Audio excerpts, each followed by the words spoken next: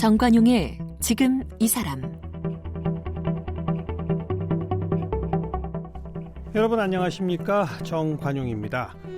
우리가 흔히 그 TV나 영화와 같은 여러 매체에서 그려지는 장애인들의 모습을 보면요, 천사처럼 순수하게 그리거나 또 누군가의 도움을 끌어내는, 동정심을 이끌어내는 존재, 또 그러다 보면 장애인 개개인의 개성을 무시하고 그냥 욕망이 없는 존재, 이렇게 그려지는 경우들이 참 많습니다. 자, 이런 편견에 당당하게 마주선 주인공이 있어요. 골형성 부전증으로 지체장애인 판정을 받은 김원영 변호사. 최근 자신의 저서 희망 대신 욕망이란 책에서요, 이 슈퍼 장애인이 되기 위해 몸부림쳤던 시절, 자신이 정말 극복해야 할 것은 생물학적 손상이 아니라 사회적 차별임을 깨달았다고 합니다. 그러면서 자신은 이 쿨한 장애인이 아니라 핫한 장애인, 야한 장애인이 되었으면 좋겠다고 주장하는데요. 과연 그게 어떤 뜻인지 오늘 김원영 변호사를 함께 만나봅니다.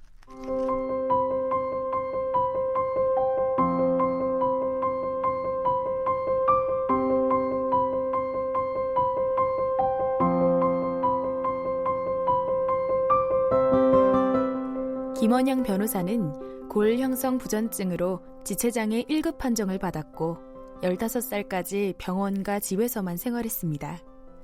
검정고시로 초등학교 과정을 마친 후 장애인을 위한 특수학교의 중학부와 일반 고등학교를 거쳐서 서울대학교 사회학과를 졸업했고요. 서울대학교 로스쿨을 졸업한 후 국가인권위원회 등에서 일했고 장애문화예술연구소 지세서 연극배우로 활약하기도 했습니다. 현재 서울에서 변호사로 활동하고 있는데요. 사회학과 법학을 공부하면서 자신의 정체성과 장애인 문제를 사회적 차원에서 고민하기 시작해 그 고민을 여러 매체에 글로 쓰고 있습니다.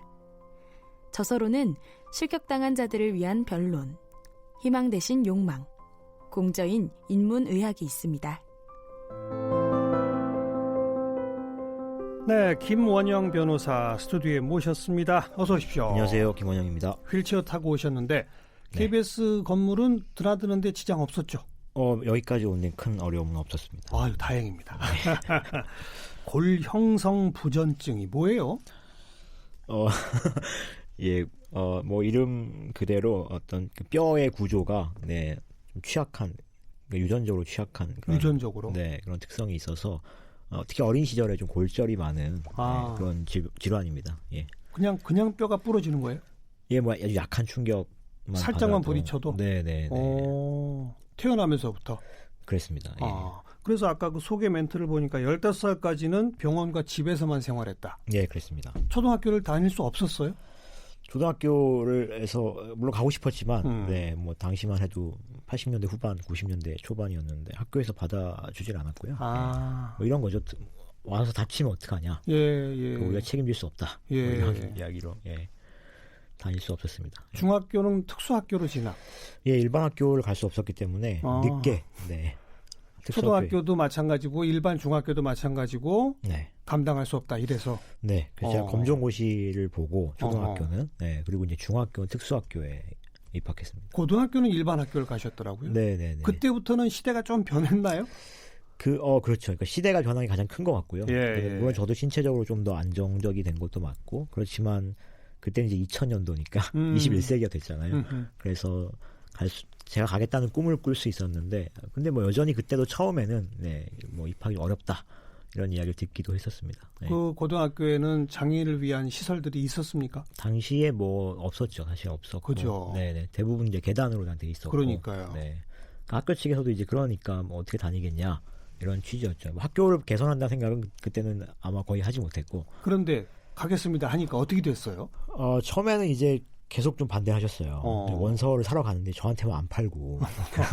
제가 친구들을 다르게 해서 보내봤는데 다 갈 때마다 제 이름 나오면 주지 않고 이러셨는데 그때 마침 이제 한국 사회에 이렇게 장애인 인권 문제 얘기하는 분들이 막 등장하고 활발히 활동하던 시기여서 제가 그런 분을 우연히 만나고 그분이 도와주시기도 하고 학교가 설득이 또 됐죠. 학교에서도. 그래서 학교는 이제 처음에는 그렇게 하셨지만 뭐 점차 이야기를 하면서 이제 저 입학을 허용하기로 하고 그 뒤에는 학교도 이제 많은 부분 도와주셨습니다. 그래서 시설을 만들었습니까? 네, 뭐 아주 막 전면적인 개조는 못했지만 그래도 일단 화장실을 고쳤고요. 제일 중요한 화장실을 고쳤고 그다음에 이제 뭐 기숙사의 약간의 시설들을 조금 바꿔주셨어요. 기숙사 생활을 했어요. 네네. 최소한의 어쨌든 생활은 가능한. 네. 근데 물론 혼자 생활할 수는 없었고요. 친구들이 계속 도와줬었죠. 교실이 2층, 3층에 있고 그러면. 네, 그래서 그 1학년 때 4층이었는데 그거 그냥 친구들이 도와줘서 올라갔고. 친구들이 휠체어 들어다주고 안아다주고 이런 식으로. 네, 그랬었죠. 고3이 되니까 2층 교실이어서 편하게 수능 공부를 했습니다. 상대적으로 편하게. 네. 친구들도 새로운 경험을 했겠어요, 그죠? 예, 그랬겠죠 아마 친구들도. 예. 그래서 우리가 많은 사람들이 장애인과 비장애인이 일반 학교에서 함께 다니는 거는 서로에게 도움이 된다는 말을 하잖아요. 예, 뭐 저도 분명히 친구들이 자신들이 보지 못했던 어떤 세계 그런 경험들을 했을 거라고 생각하고 있고 그 친구들 뭐 지금도 특별히 무슨 뭐 장애인 복지에 관한 일을 하는 건 아니지만 너무 자연스럽게 이 휠체어 탄 친구들하고 어울리고 하거든요. 그러니까요. 그런 변화가 분명히 그때 경험이 물론 저 때문에 장애인에 대한 이미지가 안 좋아진 친구도 있겠지만 그러나 훨씬 더 열린 마음을 아마 갖게 되었을 것이라고 생각이 듭니다. 하여튼 본인은 중학교는 특수학교, 이제 장애인들이 모여있는 학교죠. 네네. 고등학교는 일반 학교. 두 경험을 다 했잖아요. 네. 장단점이 뭡니까? 특수학교는 일단 몸이 굉장히 편하고요. 시설이 다 잘 돼 있으니까. 그리고 사실 심리적으로도 내가 뭔가 특별히 문제가 있다는 생각이 안 들죠. 왜냐하면 다 친구들도 다 각자의 특성이 있고 하니까요. 예. 근데 반면에 특수학교의 단점은 그냥 그 세계에 갇혀 있다는 것이고 그 바깥을 나가기가 굉장히 어렵습니다. 그러니까 대학에 가더라도 갑자기 내가 장애인 편의시설이 부족하고 또 나를 제외하고는 전부 장애가 없는 친구들 사이에 갑자기 가게 되기 때문에 그런 적응이 굉장히 어렵죠, 사실은. 네. 근데 어차피 우리가 사는 세상은 편의시설이 부족하고 그렇죠. 뭐 장애인과 비장애인이 같이 살아가는 세상이잖아요. 근데 그런 걸 생각하면 특수학교의 한계는 명확한 것 같습니다. 그런 점에서. 예. 그래서 일반 학교, 고등학교를 다닌 게 그 후 대학에서부터 적응하는 데는 훨씬 도움이 됐겠네요. 그럼요. 네, 훨씬 쉬웠죠. 그렇죠. 예. 그리고 변호사를 하게 된 거는 원래부터 희망 직업이 변호사였어요? 사실 그렇진 않았습니다. 그렇진 않았고 저는 이제 뭐 이렇게 좀 계속 공부를 하고 이러고 싶었는데 예, 뭐 경제적인 이유도 컸고요, 당연히. 예, 또 안정된 직업을 얻어야겠다라고 하는 게 컸고 또 그 외에도 뭐 저희 가족들이나 저희 뭐 장애가 있는 친구들 이런 친구들이 어떤 그런 수요가 컸어요. 그러니까 어떤 자기들이 겪는 문제들이 있는데 그런 걸 좀 어디서 도움을 얻고 싶고 상담을 하고 싶은데 사실 그런 네트워크가 없잖아요. 그러니까 뭐 변호사가 많은 뭐 집안은 친구도 변호사고 뭐 형도 변호사고 이럴 수도 있지만 또 대부분의 사람들은 그렇지 않거든요. 그렇죠. 몇 다리를 건너도 간단한 걸 물어보기조차 어렵기 때문에 그래서 그런 얘기들을 많이 들으면서 뭔가 제가 놓여 있는 어떤 사회적 배경, 커뮤니티 내에서 이 네트워크 내에서 현실적인 지식이 매우 필요하겠다. 예, 그런 동기도 있었습니다. 그래 지금 변호사 생활을 시작하시고는 뭐 예를 들어서 주로 장애인들을 돕는 변호사로서 활동하시는 거예요? 아니면 그냥 일반 변호사로서 똑같이 활동하시는 거예요? 제가 이제 인권위원회에서 일할 때는 인권위원회에서도 일하셨어요? 네, 변호사 자격을 얻은 이후에 이제 국가인권위원회에서 일했는데 그때는 이제 주로 제가 정신장애인들의 문제라던가 담당 업무가 그랬었다는 거죠. 그런 것도 주로 했습니다. 근데 뭐 제가 나온 지가 오래되진 않았는데요. 최근에는 사실 뭐 그렇게 특별히 그런 업무를 막 하고 있지는 않고 여러 가지 그냥 하고 있는데 일반 변호사와 똑같이. 네네네. 그렇지만 이제 어떤 뭐 이런 장애인 인권을 담당하는 어떤 변호사회의 그 인권위원회 같은 것들이 있거든요. 네, 그런 쪽을 통해서 이제 간접적으로 같이 하고 있습니다.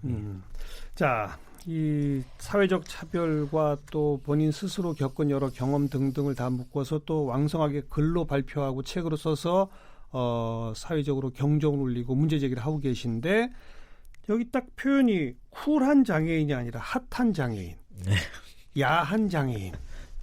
이 표현 무슨 뜻이에요? 예, 좀 이상한 표현일 수도 있는데, 그러니까 그냥 간단하게 이야기하면 자기의 어떤 감정, 욕망, 느낌을 솔직하게 얘기할 수 있는 사람을 좀 의미하고 싶었어요. 그러니까 장애인이라고 하면 뭐 착하거나 아니면 아주 불쌍하거나 이렇게 묘사가 되고 있고, 근데 사실 그 안에 그러니까 그렇게 묘사되니까 장애가 있는 사람들도 뭔가 사회적으로 도움을 받고 내가 살아남기 위해서는 굉장히 착하고 뭐 순수하고 이렇게 해야 되고, 내가 뭔가 그 안에 내가 갖고 있는 온갖 여러 가지 뭐 꿈들, 희망들, 욕망들 또는 뭐 때로는 뭐 나쁜 생각들 혹은 좋은 생각들 이런 게 많잖아요. 똑같은 인간이니까요. 그렇죠. 모든 인간이 그렇죠. 예. 그런 것들을 내가 표현하는데 항상 검열하게 되죠. 뭐 장애인이 이런 말 해도 되나? 뭐 내가 장애인인데 이런 거 하고 싶다고 해도 되나? 그런 걸 좀 물론 어려운 일이지만 그런 걸 좀 거침없이 우리가 이야기하고 한 사람의 개인으로서 자기를 표현하고 싶다. 그런 취지에서 이런 표현을 썼습니다. 장애인의 자기 선언? 네, 그렇게 말할 수도 있을 것 같아요. 제가 오늘 프로그램 시작하면서 TV나 영화 같은 데 그려진 장애인의 모습 보면은 천사처럼 순수하게 뭐 동정심을 이끌어내는 또 장애인 개개인의 개성을 무시하고 욕망 없는 존재. 정말 그렇게 보여지는 프로그램들이 많죠? 네, 그렇습니다. 뭐 일단 그 많은 뭐 요즘은 좀 덜합니다만 주로 이렇게 후원금을 모집하는 프로들은 그 장애인이 어떤 장애인이 막 약간 좀 사람들이 별로 안 좋아하는 말 하고 이러면 안 되잖아요. 굉장히 좋은 말만 하고 굉장히 불쌍해야 되고 이렇게만 묘사되어야 되는 거죠. 네. 근데 그런 식으로 이제 항상 묘사되어 왔고 뭔가 어떤 장애인이 조금이라도 사회적으로 뭔가 논란이 될 만한 이야기를 하면은 그럴 거면 우리가 세금으로 복지 혜택 주는데 말이야 뭐 이러면서 또 비판도 하고 그러니까 이런 어떤 것들이 목소리들이 있기 때문에 사실 많은 장애인들이 자기를 솔직하게 표현하는데 어려움이 있는 것 같아요. 사회적으로 세금을 걷어서 장애인에 대한 복지 혜택을 주고 있다. 네. 그 혜택을 받는 장애인들은 논란이 되는 이야기를 하면 안 된다? 뭐 단적으로 뭐 시위 같은 걸 하잖아요. 사실 집회와 시위의 자유는 누구에게 있는 거고 물론 어떤 그 시위가 사회적으로 논란이 될 수도 있죠. 시위 방식이라든가 메시지가. 그러나 어쨌든 우리가 할 수 있는 자유가 있는 거죠. 그렇죠. 그런데 그런 걸 했을 때 뭐 이렇게 인터넷 댓글들을 보면은 니들 일도 안 하면서 말이야 뭐 이런 식의 비판들을 하잖아요. 사실은 내가 지금 세금 내서 지금 뭐 이러고 있는데 물론 저도 세금을 내고 있습니다만 그런 얘기들을 사실 듣고 있으면 이제 우리 사회의 어떤 인식의 단면을 사실 보여주는 것 같습니다. 네. 사실 우리 김 변호사는 선천적으로 장애를 갖고 태어났지만 지금 우리 사회에 존재하는 장애인들의 아마 80% 이상이 선천적 장애가 아닐걸요? 네, 상당한 비율이 그렇다고 저도 들었습니다. 대부분 이런저런 사고나 뭐 등등으로 장애를 얻게 된 경우가 훨씬 많지 않습니까? 네. 그럼 그 얘기는 지금 현재 비장애인이라고 하는 사람도 언젠가 장애가 될지 모르는 사람이잖아요, 다. 네, 그렇습니다. 그죠? 근데 왜 그걸 구별해서 얘기를 할까요? 특히 사실 뭐 요즘 제가 지하철을 타면은 엘리베이터 어르신들하고 정말 많이 이용하거든요. 어르신들이 더 많이 이용하십니다. 이용하셔야 되죠. 또 그렇죠. 교통 약자 일반을 위한 거니까요.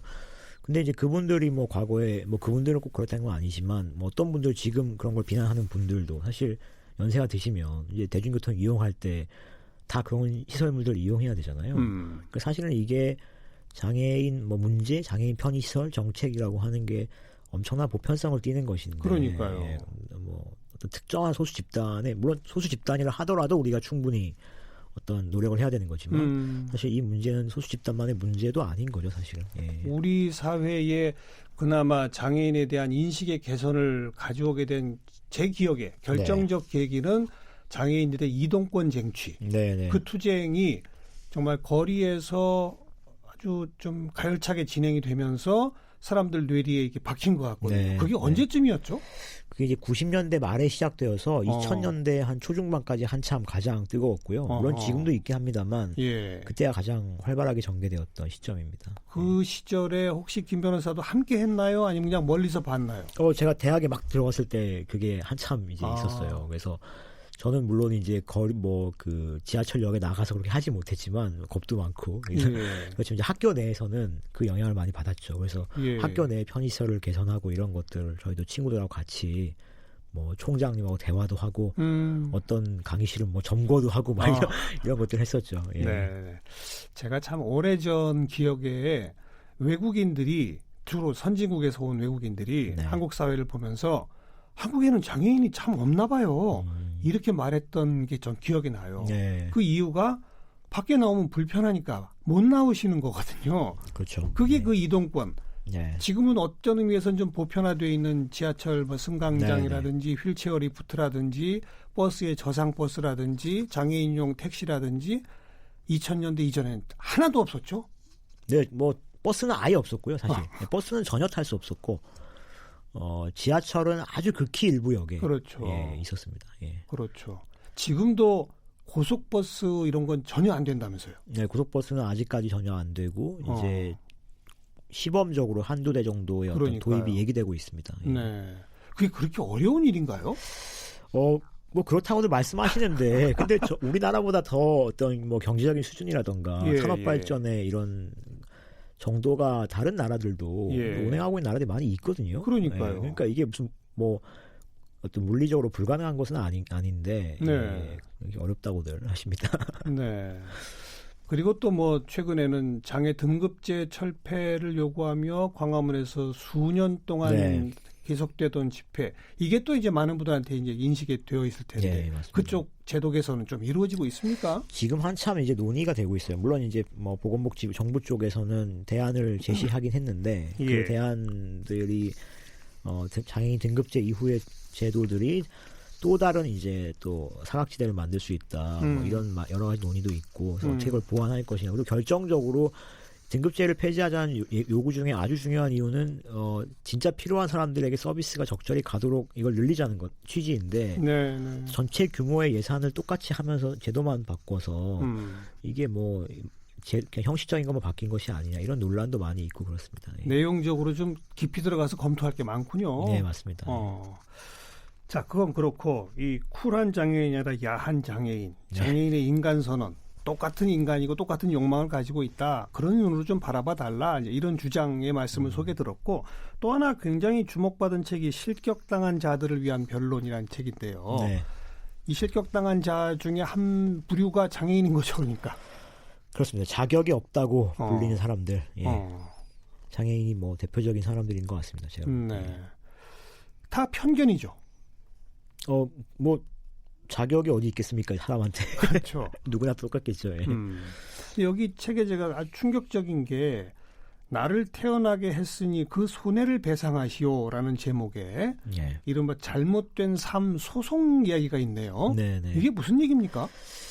이게 뭐 세계적으로 있는 소송인데요. 예. 우리나라는 90년대 후반에 이제 강원도에서 한번 있었는데, 그러니까 알려진 건 그런데요. 그러니까 장애를 가진 아이를 출산한 부부, 어떤 그 부모 혹은 장애인 당사자, 그 태어난 아이가 자신의 이름으로 출생 전에 장애 여부를 미리 진단하지 못한 산부인과 의사를 상대로 민사소송을 제기하는 겁니다. 예.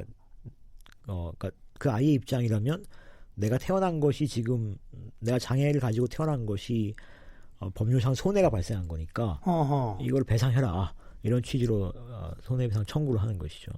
잠깐만요. 그 얘기는 당신이 내가 엄마 뱃속에 있을 때 장애를 갖고 있다는 것을 제대로 진단했다면 네. 나는 안 태어날 수 있었다? 그렇죠. 뭐 임신 중절이라든지. 그러니까 그게 전제되는 거네요. 맞습니다. 예. 그래서 내가 태어난 건 손해다? 네. 그러니까 뭐 부모가 제기할 때는 내 장애아를 낳은 것이 손해다가 되는 것이고 그 아이의 이름으로 제기할 때 아이가 원고가 될 때는 내가 태어난 것이 손해가 되는 것이죠. 네. 그런 소송 우리 김 변호사님 우선 어떻게 생각하세요? 사실은 이제 당연히 사람의 생명이 손해가 될 수 있느냐 이 문제가 첫 번째 그렇죠. 쟁점이잖아요. 이게 법률상 손해가 될 수 없다는 것은 저는 뭐 명확하다고 생각합니다. 그리고 이거는 거의 대부분의 나라의 법원들도 그런 취지의 어떤 판결들을 했었고요. 근데 그런 소송을 제기하는 사람들의 이 생각, 그렇죠. 의식 구조 말이죠. 그게 굉장히 어려운 문제인데 저는 근데 그거를 우선 당연히 그런 소송이 되는 것이 그냥 안타까운 일이고 그 소송을 제기할 수밖에 없었던 부부들 혹은 뭐 부모, 자식의 어떤 상황들이 안타깝고 그런 일이 뭐 그걸 받아줄 수는 없다고 생각하는데 다만 이것을 제가 좀 복잡하게 보고 싶었어요. 그러니까 이게 제가 장애인이니까 이런 소송을 제기한 것이 정말 잘못된 것이고 절대 이런 일이 재발돼서는 안 된다라는 취지라기보다는 도대체 어떤 맥락에서 이런 소송이 제기될 수밖에 없는가. 장애아를 낳은 것 혹은 장애인으로 태어난 것이 도대체 우리 사회에서 얼마나 어떻게 평가되길래 이 부모가 이런 선택을 할 수밖에 없었는가. 그러니까 저는 쉽게 윤리적으로 그걸 비난하고 싶다기보다는 그걸 둘러싼 사실 복잡성을 보고 싶었고 이 책을 통해 제가 말하고 싶었던 거는 장애아를 낳은 것이 그냥 우리가 그거 잘못됐다고 생각하면 안 돼라고 해서 잘못된 것이 아닌 게 아니라 정말 그 아이를 기르고 그 아이와 만나고 관계 맺고 하는 것 자체가 나쁜 것만은 아니다. 여러 가지 경이로운 순간들이 있고 또 사회가 어떤 태도를 취하냐에 따라서 장애를 가진 아이가 고유한 인간으로 성장해서 역할을 할 수 있다. 이런 것들을 말 그대로 변론하고 싶었습니다. 예. 즉 사회가 아직 충분한 제대로 된 준비를 갖추지 못한 상태에서 오죽하면 이런 소송까지 제기하게 됐을까라는 생각도 해봅시다. 네, 맞습니다. 이거로군요. 네, 맞습니다. 그런 소송은 제기되면 안 되지만 그 소송을 제기한 사람들에 대해서 우리가 쉽게 판단하기 어려운 것 같습니다. 예. 그나저나 진짜 이런 소송이 있었다고요? 예, 있었습니다. 판례가 어떻게 됩니까? 그러니까 대법원의 결론은 아이의 이름으로 제기된 것은 그건 받아줄 수 없다. 왜냐하면 생명이 손해일 수는 없기 때문이다라는 거였고요. 근데 부모의 이름으로 제기된 소송에 대해서는 아이의 출산 자체를 손해라고 할 수는 없었기 때문에 그거는 인정하지 않았고 다만 장애를 가지고 아이가 태어난다는 걸 예측하지 못했기 때문에 어떤 정신적인 충격이 있을 수 있다. 그 부분을 인정해서 약간의 위자료를 위자료 받아 주었습니다. 예. 그러니까 법원도 고민을 많이 한 것이죠. 어떤 그 부부에게 뭔가 약간의 도움을 주고 싶었는데 그러나 장애아의 출생을 손해로 볼 수는 없으니 아마도 많은 고민을 했던 것 같습니다. 우리 청취자분들도 지금 막 이 대목을 쭉 따라 들으시면서 그런 소송이 있었어? 한번 생각해 보시게 될 중요한 지점인 것 같아요. 그다음 또 하나가 아름다울 기회의 평등이라는 챕터가 있는데 여기에 매력 차별 금지법이라는 용어가 있네요. 네. 이게 뭐예요?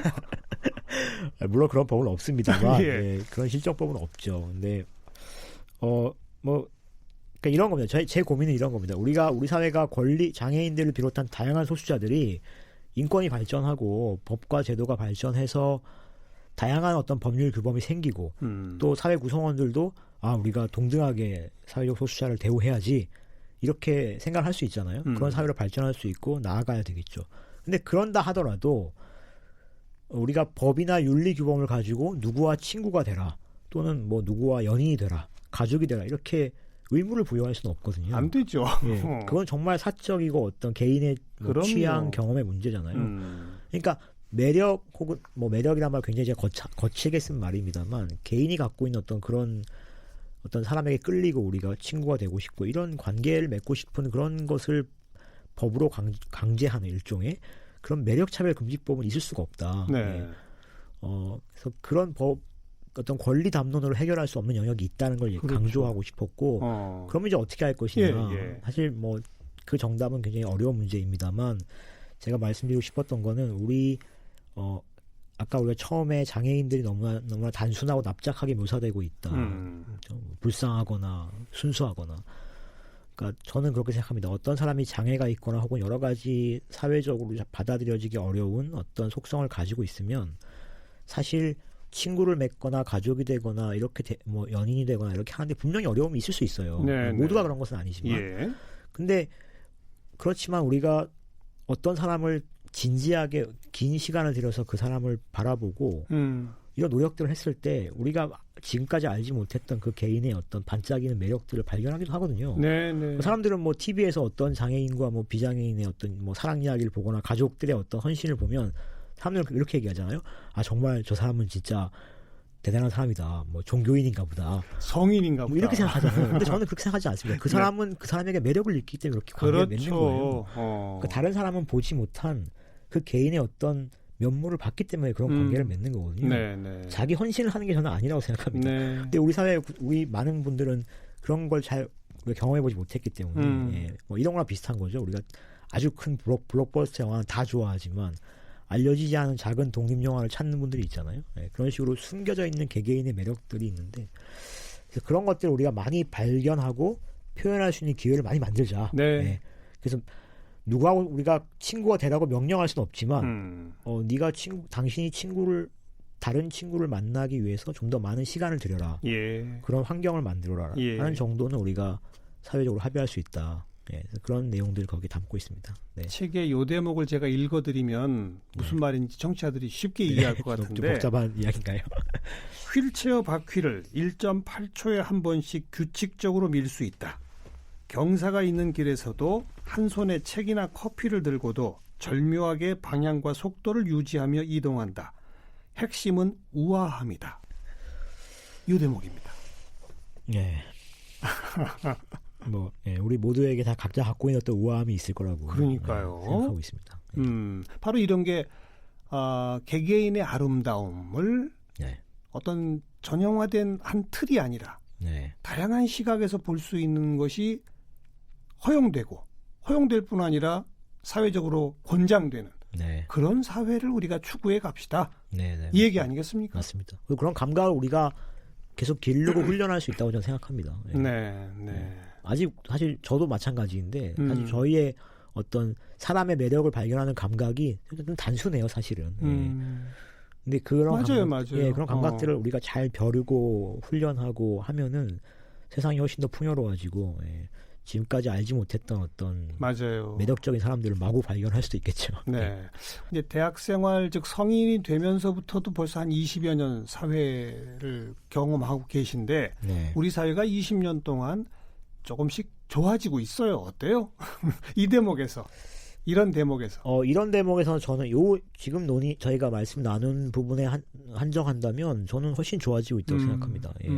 과거와 정말 다르고 지금 많은 뭐 20, 30대 이런 분들 특히나 다양한 시도를 하는 분들이 많이 있어요. 그렇죠. 뭐 발달장애인 분들과 여러 가지 예술 작업을 하는 분들, 맞아요. 그분들이 갖고 있는 감각을 어떻게 도와서 네. 좋은 예술 작품을 만들 것인가, 또는 뭐 아마 우리 장혜영 감독이라고 계시잖아요. 발달장애인 동생과 함께 다큐멘터리 찍고 계신. 다큐멘터리 찍고 뭐 미술 전시도 하고 그러는데 맞아요. 사실 그런 분들이 그런 시도를 하기 전에 우리가 그분 장혜정 씨라고 하는 그 분이 그렇게 반짝이는 분인지 아무도 몰랐을 거거든요. 또 발달장애인과 함께 에베레스트 히말라야 산맥 갔다 오신 분도 저희 계시고. 방송에 소개한 적이 있어요. 네네.